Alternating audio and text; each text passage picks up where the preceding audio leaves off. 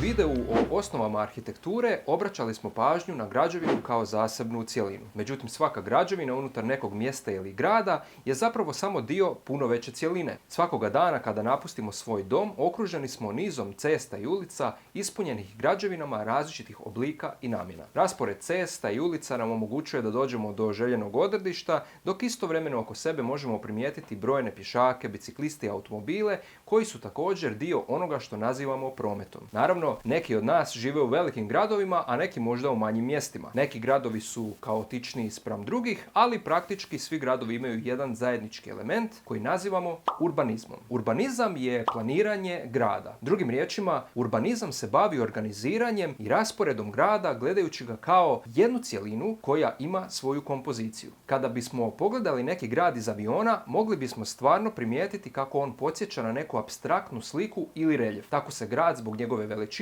smatra najvećom i najsloženijom čovjekovom tvorevinom koja ujedno pripada i svijetu likovne umjetnosti kao najsloženija kompozicija oblika u prostoru. Općenito gledano, grad se, baš kao i arhitektura, sastoji od dva osnovna dijela, a to su volumen i prostor. Volumen su u ovom slučaju kuće, zgrade i sve što je sagrađeno, dok se prostor odnosi na sve ono što je između građevina, ulice, trgovi, dvorišta, parkovi i sl.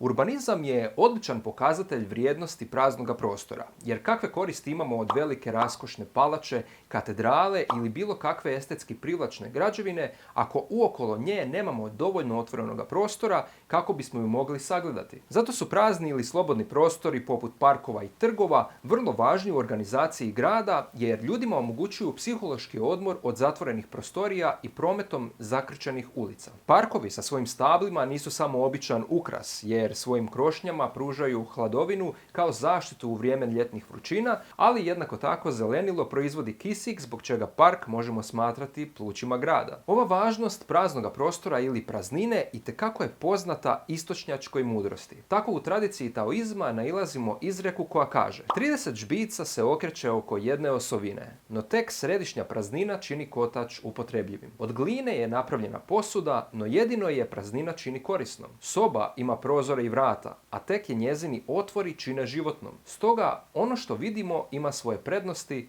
no tek ono nevidljivo čini stvari korisnima. Dakle, organiziranje grada u skladnu kompoziciju za svakodnevni život je sastavni dio svijeta likovne umjetnosti, pa idemo zato napraviti kratak pregled kako se urbanizam razvijao kroz povijest. Prema dosadašnjim arheološkim podacima, prva organizirana naselja nastaju u prapovijesno doba Neolitika, u doba prije otkrića najstarijeg poznatog pisma. Bilo je to razdoblje u kojemu su ljudi pripitomili životinje pa više nisu morali živjeti nomadskim životom, a naučili su i obrađivati zemlju. Tako su prva organizirana naselja i gradovi nastali na obalama rijeka koje su ljudima davale pitku vodu. Jedan takav neolitički grad bio je Jerihon, koji se nalazio na zapadnoj obali rijeke Jordan između 8000. i 6000. godine prije Krista. Bio je okružen zidom s kulama, imao je svetište i dvorišta popločena kamenom. Kuće su bile od opeke dok su im temelji bili od kamena, a grad je čak imao i velike dovode vode. Drugi važan neolitički grad bio je takozvani Katal Huđuk, koji je postojao oko 6200. godine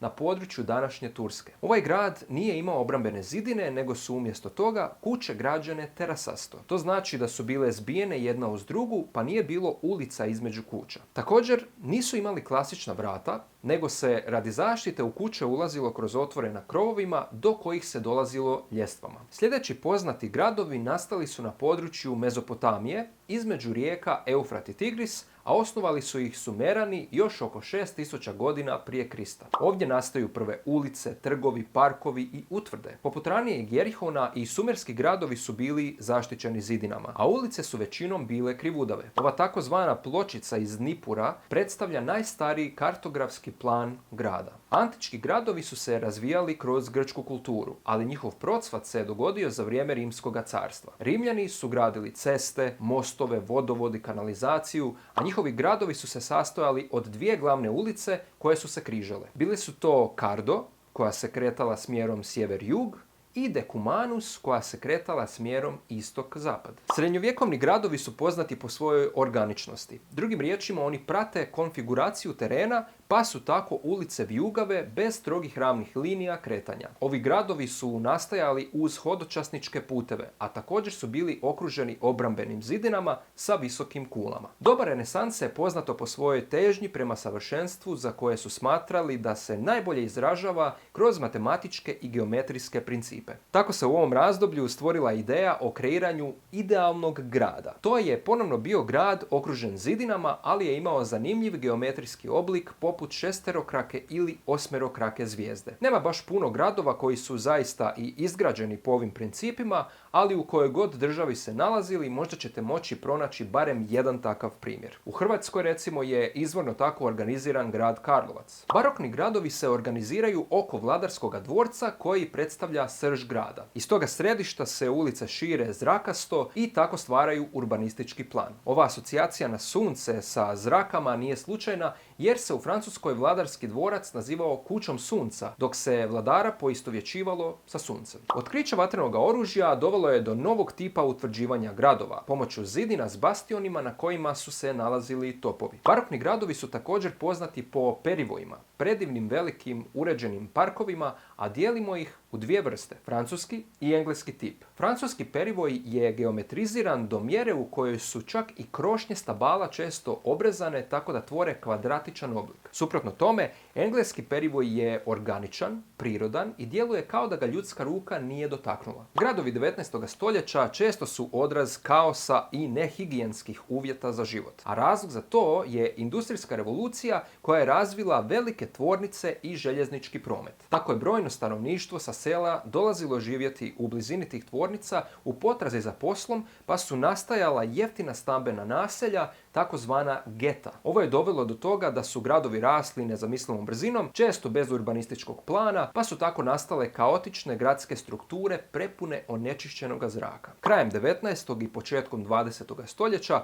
počinje razvoj modernog urbanizma. Postupno se pokušavaju riješiti problemi kaotične izgradnje 19. stoljeća, pa se stambene zgrade okružuje zelenilom, a grade se i ravne, široke ulice te prostrani trgovi kako bi se omogućilo protočnost prometa. Pritom ostaju očuvane stare zgrade i ulice koje čine jezgru staroga grada i imaju povijesnu i umjetničku vrijednost. Grad se počinje doživljavati kao jedinstveni organizam koji mora ispunjavati 4 osnovne funkcije koje su potrebne za njegovo stanovništvo. To su dijelovi grada za stanovanje, dijelovi za zabavu, sport i rekreaciju, industrijske i radne zone te uređeni promet. Pri svemu tome i danas su se zadržala dva temeljna tipa organizacije grada, a to su organički i geometrijski tip. Ponovimo sada ključne riječi iz urbanizma.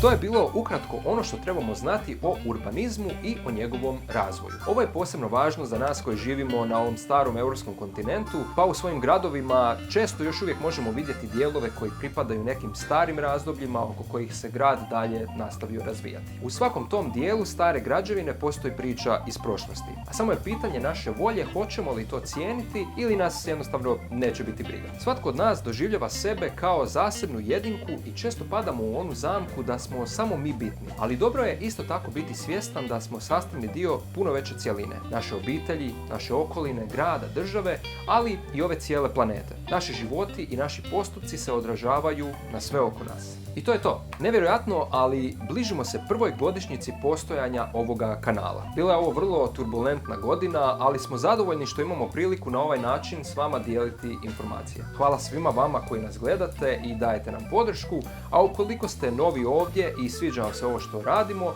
podržite nas besplatnom pretplatom na kanal. Pričajte prijateljima o nama, neprijateljima još više. Ukoliko se bavite nekim kreativnim radom, nešto crtate, slikate, modelirate, fotkate, snimate, a želite to podijeliti s nama i sa onima koji nas gledaju, slobodno nam se javite na našu mail adresu. Toliko od mene za sada i do sljedećega videa. Vidimo se. Bilo je to razdoblje u kojemu su ljudi pripitomili. Drugim riječima, srednjovjekovni gradovi su poznati po svojoj... Tako se u ovom razdoblju stvorila i... Tako se u ovom razdoblju Otkriće vatrenog oružja dovelo je do novog tipa pritom ostaju